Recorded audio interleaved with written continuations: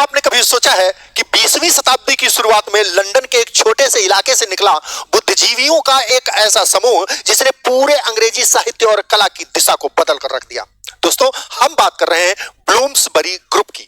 यह कोई औपचारिक संस्था नहीं थी, बल्कि लेखकों, कलाकारों और दार्शनिकों का एक अनौपचारिक समूह था। औपचारिक रूप से इसकी स्थापना नहीं हुई थी और ये लंदन के ब्लूम्सबरी जिले में एक दूसरे के घरों पर मिलते थे, कभी इनके घर पे, कभी इनके घर पे, और कला, जीवन तथा राजनीति पर चर्चा करते थे। एमएच अब्राम्स अपनी किताब a glossary of English literary terms में समझाते हैं कि इस ग्रुप की शुरुआत लगभग 1905 के आसपास हुई। अब्राम्स के अनुसार इस ग्रुप के सदस्य विक्टोरियन युग की सख्त, स्ट्रिक्ट जिसे कहते हैं, नैतिकता एंड मोरालिटी और पाखंड यानी बनावटीपन यानी हिपोक्रेसी के सख्त खिलाफ थे।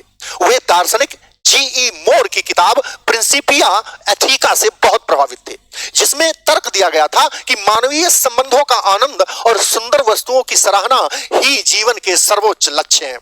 अब्राम्स यहां इस समूह के कुछ प्रभावशाली दिग्गजों का जिक्र भी करते हैं, जिनमें सबसे प्रमुख नाम है वर्जीनिया वुल्फ, जिन्होंने स्ट्रीम ऑफ कॉन्शियसनेस तकनीक के जरिए आधुनिक उपन्यास को नई पहचान दी।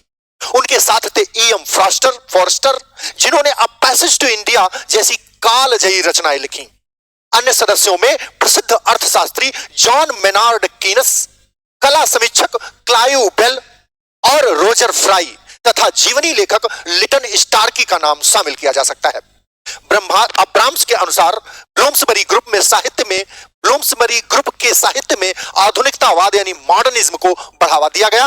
उन्होंने न केवल लिखने के तरीके को बदला, बल्कि लैंगिकता यानी सेक्सुअलिटी, नारीवाद यानी फेमिनिज्म और व्यक्तिगत स्वतंत्रता पर बहुत खुले विचार रखे।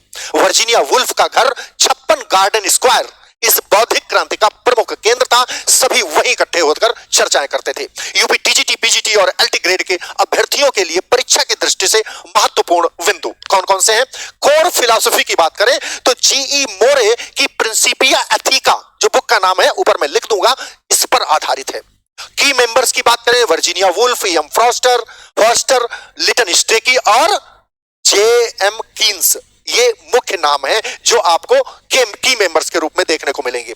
लिटरेरी कंट्रीब्यूशन की बात करें तो इन्होंने विक्टोरियन पाखंड यानी विक्टोरियन हिपोक्रेसी को चैलेंज किया, चुनौती दी और आधुनिक संवेदनाओं को जन्म दिया।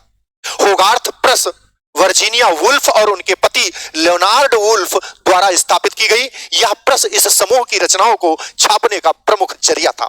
साहित्य के ऐसे ही बौद्धिक और सटीक पोस्टमार्टम के लिए जुड़े रहिए बिस्वानी सर के साथ और चैनल को करिए सब्सक्राइब, चैनल को करिए, वीडियो को लाइक करिए। एक छोटा सा कमेंट जरूर डालिए कि ये सीरीज जो मैं चला रहा हूं ये आपको कैसी लग रही है, क्या मैं इसे कंटिन्यू कर सकता हूं? जरूर बताएं एक कमेंट डाल के। Thanks for watching my dear. Thank